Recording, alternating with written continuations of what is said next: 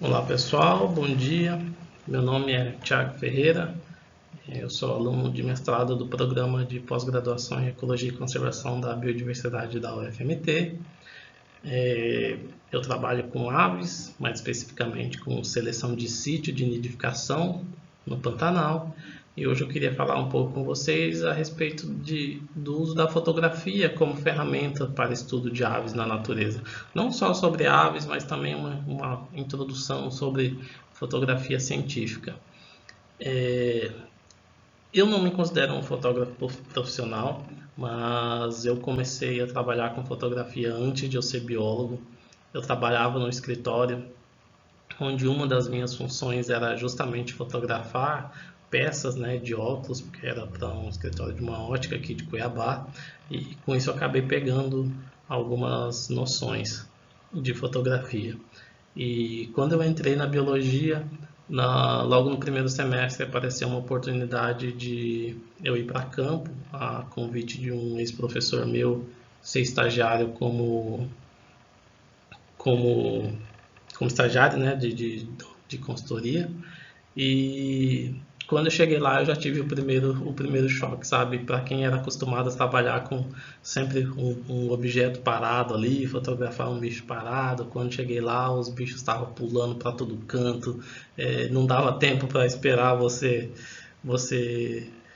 fazer uma foto. Ainda mais eu que naquela época fotografar objeto é uma coisa, mas fotografar bicho a gente não tem noção de como fazer isso, né? Eu não tinha conhecimento técnico fotográfico nenhum.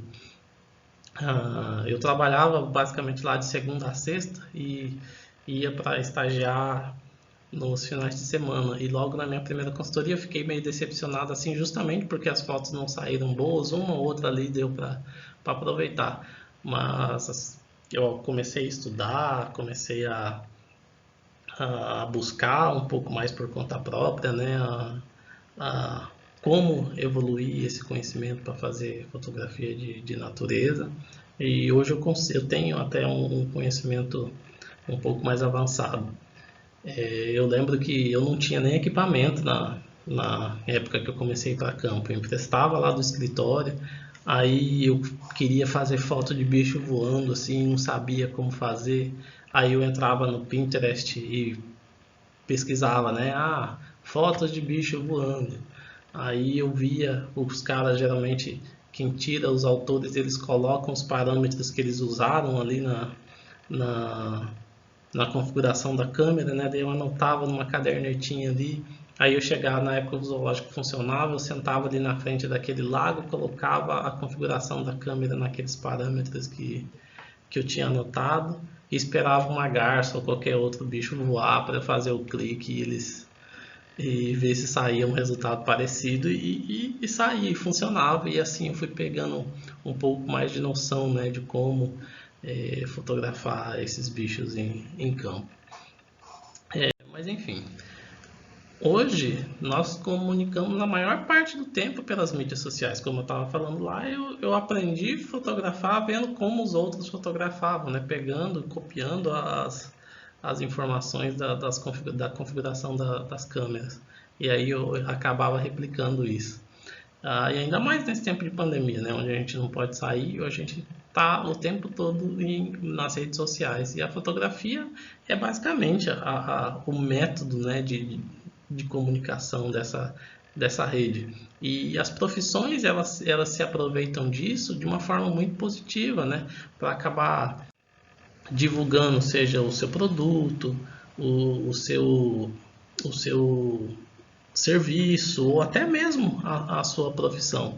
E a fotografia científica, ela não é, a ciência ela não foge disso, né? Nós temos a fotografia científica aí para complementar os nossos estudos. Na fotografia científica, a gente parte de critérios técnicos, né, estéticos, para ampliar a capacidade de observação do pesquisador, transcendendo aquele mero registro visual, podendo inclusive ser utilizado como prova, como uma comprovação de um fato, contribuindo de forma um pouco mais objetiva no processo de educação, na interpretação de dados. E como diz um amigo meu, e eu concordo muito com ele, com essa visão que ele tem, nós ainda precisamos quebrar um pouco esse paradigma onde a fotografia ela é vista apenas como ilustração, apenas como uma coadjuvante do processo científico, sabe? Hoje a fotografia é muito mais que um processo, ela já se tornou um método para ser empregado nos trabalhos científicos. E principalmente nos dias de hoje, como né, nessa forma de comunicação que a gente tem, ela chegou para ser um recurso adaptado a essa mídia contemporânea e empregado na ciência, né? Nós, por exemplo, quando saímos para fotografar, nós não simplesmente chegamos lá e apontamos e apertamos um botão. Nós temos um planejamento, nós temos uma noção do que a gente quer passar, a gente imagina ou faz um dendrograma, um esquema, e aí a gente faz a foto, a gente não simplesmente tira, né? E tudo parte, como eu falei, tudo parte de um planejamento. Então, fazer as fotos é muito mais do que apontar uma câmera. Quantas vezes vocês já não viram em diversos programas ou em documentários?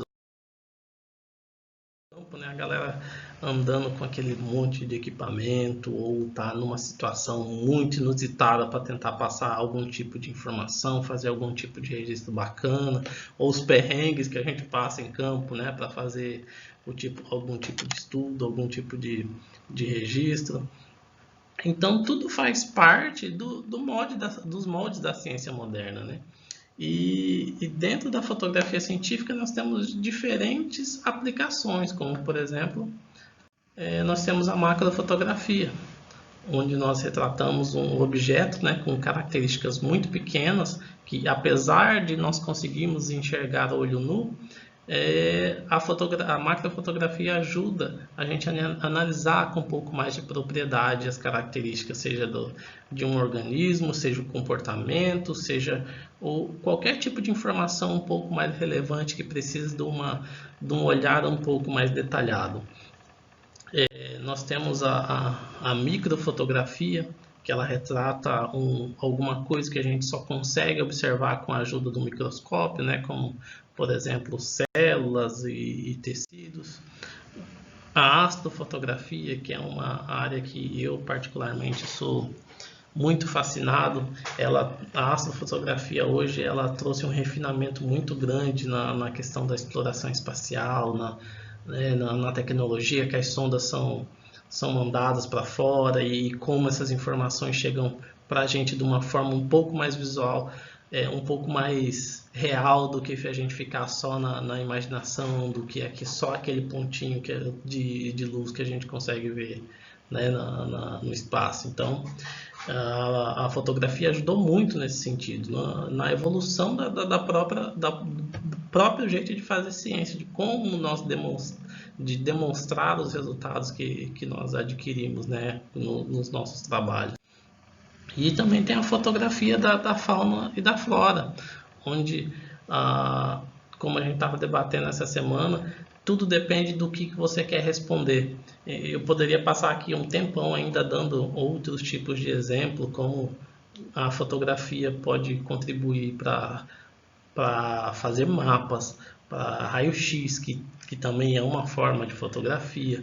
Para quem trabalha com vegetação, por exemplo, consegue fazer a medição de cobertura de dossel a partir de fotografia, né? E depois essas fotos são processadas em algum software que faz a medição de entrada de luz.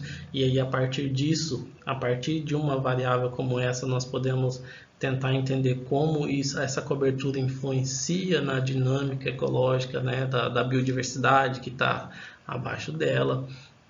Enfim, diversas outras aplicações que a gente pode utilizar na ciência, utilizando a fotografia como um método científico. E com aves, basicamente, que é o meu grupo de interesse, né, o meu grupo de trabalho, a fotografia permite que nós tenhamos a possibilidade de estudar esse grupo de uma forma um pouco menos invasiva, porque as observações elas podem ser feitas de uma certa distância e acabando até mitigando a presença do pesquisador, né? O pesquisador não tem tanta influência ali na hora de você observar um certo tipo de comportamento, como nessa fotografia que eu fiz no ano passado, desse casal desses dois indivíduos de Notarcus tectus, que eles estavam numa briga muito violenta e eu acabei pegando, né, esse registro e eles estavam muito distantes. Então eu tenho certeza que se eu chegasse ali perto, eles iam ter, sei lá, iam ter alterado esse tipo de comportamento pela minha presença.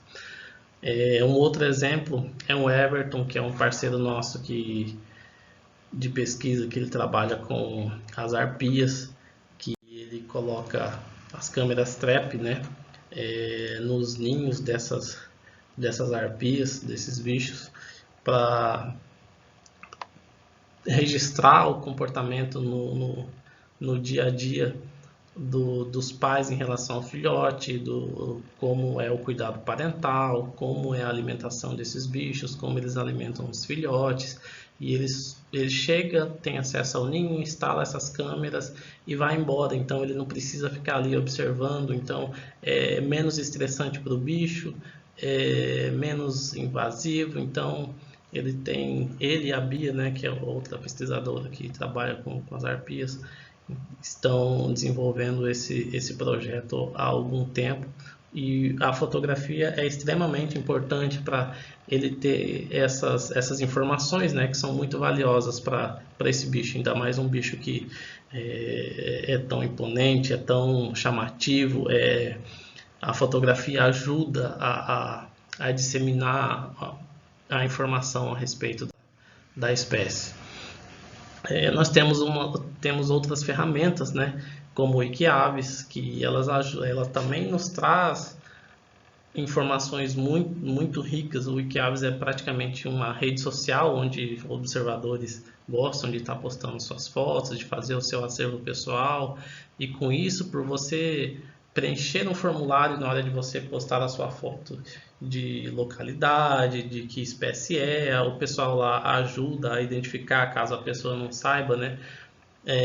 O site também traz mapa de distribuição de cada uma das espécies, traz o registro sonoro, né, que é o sonograma, que também é uma forma visual de você ver a formação dos sons de cada uma das espécies.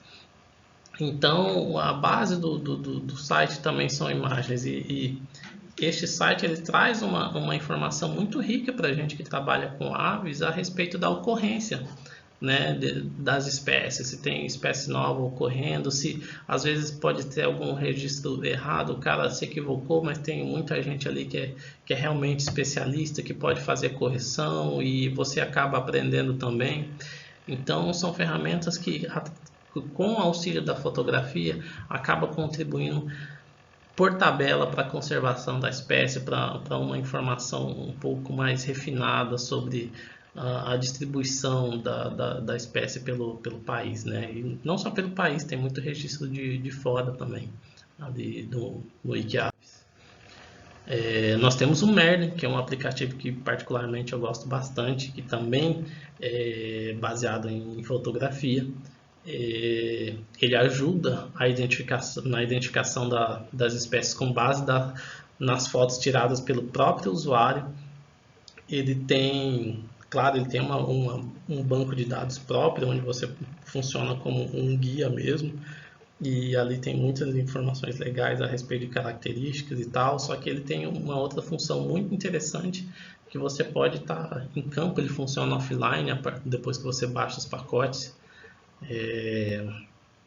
Você pode tirar a foto do bicho e colocar ali no aplicativo, que ele vai tentar identificar para você, ou pelo menos chegar o mais próximo possível do que ele acha que é, baseado no cruzamento de dados por região, com pacote, com biomas, enfim. E além de ter informações sobre vocalização, sobre distribuição, sobre migração, é um aplicativo bem completo, todo mundo pode usar. Ele é legal que ele tem uma boa precisão na hora de identificar os bichos, que eu posso estar com uma câmera do lado, eu já fiz isso várias vezes, eu tiro foto de um bicho assim, às vezes eu estou na dúvida, eu tiro foto da própria tela da câmera, da minha câmera, e ele consegue chegar num nível de precisão bem interessante na hora de fazer a identificação. E os equipamentos? Olha, eu seria muito equivocado em falar que os equipamentos eles não importam na hora de se trabalhar com fotografia. Mas eu acho que não necessariamente precisa ser aqueles equipamentos caros. Eu acredito que o que mais vale é o registro, independente do que você tem. Eu acho que a sua evolução, a evolução de quem vai trabalhar com isso, no conhecimento técnico, científico, vem antes de você ter um equipamento de ponta, sabe?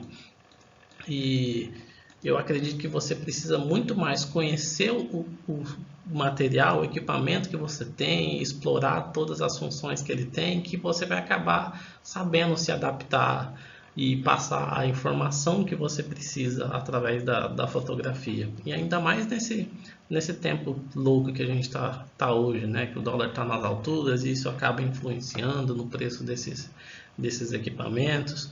Porém, a gente ainda tem alternativas muito baratas, muitas que eu uso ainda até hoje nos meus projetos para poder dar uma enriquecida, né, no que eu quero passar. Nós temos também um site como o Play Canon, que ele basicamente é uma câmera ali apontada para uma cena em movimento, e você tem todos os parâmetros de uma câmera real e você pode regular abertura, diafragma, ISO e ir testando para você ver como a câmera se comporta de acordo com aquelas configurações. Uma dica que eu sempre dou para quem quer trabalhar com fotografia, não só com aves, mas para qualquer outro grupo, para qualquer outro tipo de fotografia, que conheça seu equipamento e tente trabalhar ao máximo no modo manual, porque te dá uma liberdade incrível, você consegue fazer registros com uma plasticidade muito maior. Então, o modo manual ajuda. Então, ter essas ferramentas gratuitas como esse site, ele contribui, né, para o estudo, para o conhecimento de quem quer seguir nessa área, quem quer enriquecer um pouco mais o seu trabalho. E, como eu falei, nós temos essas alternativas um pouco mais baratas, como essa lente que eu já usei muito tempo, que é uma lentezinha que você acaba acoplando na tela do próprio smartphone, e claro que não vai dar aquele tipo de resolução muito, né, digna de quadro, mas vale para um registro, para um registro científico. Aumenta o alcance, principalmente para quem quer trabalhar com aves. Dá para começar, por exemplo, a treinar os parâmetros, principalmente nos celulares de hoje. Ele já tem um modo manual, você pode aprender a fotografar no modo manual. É legal você ter uma câmerazinha dessa, porque você pode começar a estudar sobre as aves no quintal, né, de casa. Então, uma lente dessa acaba ajudando. Você fotografa ali, já vai tentar identificar, vai tentar começar, principalmente para quem ainda está engatinhando, para quem tem interesse nessa área, né?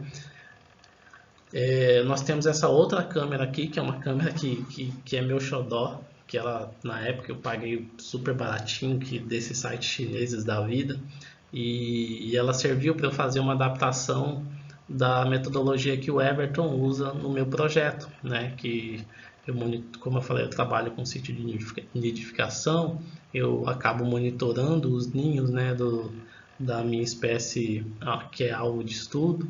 Então essa câmera ela tem sensor de movimento também, ela é muito pequena, ela é pouco invasiva, então eu coloco numa distância segura e ela me traz bons registros de comportamento. Eu gravo, né? Ela faz vídeo, ela faz fotos, Então eu acabo deixando lá, e por ela ser baratinha eu consegui comprar uma quantidade razoável que dá para mim trabalhar de uma forma um pouco mais segura, né? Eu consigo monitorar mais de um ninho de uma vez ali no Pantanal.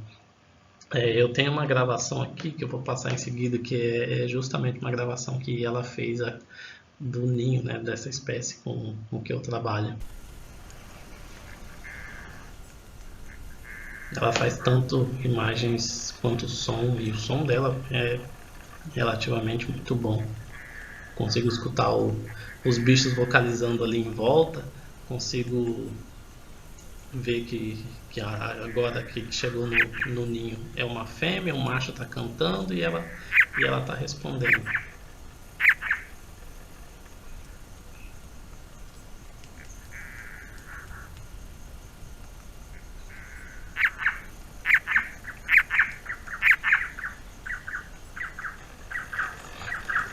É muito legal. Tem outras gravações, né, deles alimentando o filhote, de revezando na postura. Então, e graças a essa câmera a gente pode até medir a diferença ou a, a contribuição, né, de cada um dos sexos, principalmente para uma espécie que tem dimorfismo sexual. Isso acaba se tornando um pouco mais fácil de observar. Se quem cuida mais é macho, a fêmea, ou se esse cuidado é equivalente. A Tainá, que é minha parceira, que também vai fazer uma apresentação aqui, ela vai falar um pouco mais sobre isso. E então, como eu venho tentando dizer ao longo de toda essa apresentação, é que a fotografia hoje ela contribui muito para passar o tipo de informação que a gente precisa. E principalmente trabalhando com aves, né, a gente acaba sendo um tanto, a gente querendo ou não, algumas vezes a gente acaba sendo um tanto invasivo como pesquisadores. Então a fotografia ajuda até a gente acabar diminuindo, por exemplo, a necessidade de coleta, já que é para registrar um bicho numa determinada área, a gente tira uma foto. Câmeras hoje um pouco mais modernas já tem geolocalizador, já tem GPS, então é uma informação a mais que você pode passar, né? Não tem essa necessidade do excesso de coleta em campo. Não que eu seja contra, eu entendo a importância da coleta em campo, mas também a gente tem que ter parcimônia. Então a fotografia ajuda a gente complementar os estudos. Então não só isso, eu estava lendo com o João um artigo que saiu esses dias que o pessoal estava medindo a eficiência do tamanho dos olhos das aves em relação à densidade de florestas, e eles conseguiam medir a eficiência do tamanho de pupila e comportamento através também, né, com a ajuda da fotografia dos olhos. E então isso é só uma ferramenta que veio para agregar. Hoje nós estamos em constante, né, evolução tecnológica, e quanto mais a gente puder passar a testar um fato com uma veracidade um pouco melhor, com uma comprovação um pouco melhor, sem ficar só na imaginação de quando a gente vai escrever um artigo. Não que para escrever um artigo necessariamente precisa ser lotado demais, mas para mim, por exemplo, me chama um pouco mais a atenção, e eu tenho certeza que para a comunidade em geral que não faz parte, né, da área científica também chama um pouco mais de atenção. Como eu falei lá no começo, a fotografia acabou abrindo portas profissionalmente para mim, porque eu aprendi a fazer boas fotos. Então quando eu participava de alguma consultoria, os relatórios iam mais ricos, isso acabava chamando a atenção, e com isso o pessoal acabava me chamando para fazer outros trabalhos, né, porque sabia que ia ter material com um pouco mais de qualidade, com uma informação um pouco mais rica, que não só texto, só aquela informação teórica.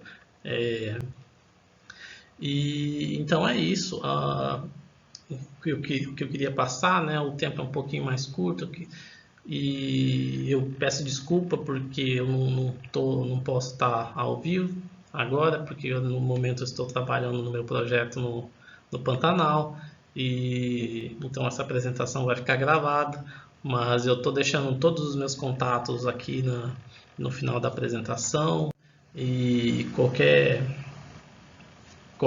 dúvida, qualquer é, informação que eu possa passar a mais, qualquer coisa com que eu possa contribuir, eu estou sempre à disposição. Eu sempre respondo, né, quando tem sinal, porque aqui o sinal é um pouco mais difícil. Então é isso, obrigado para todo mundo, obrigado para o pessoal que se empenhou em montar esse ciclo de palestras, para o pessoal que fez a divulgação, para o pessoal que veio me assistir, que tem algum tipo de interesse. Então, mais uma vez, eu fico à disposição aí, ok? Obrigado, pessoal, e até mais.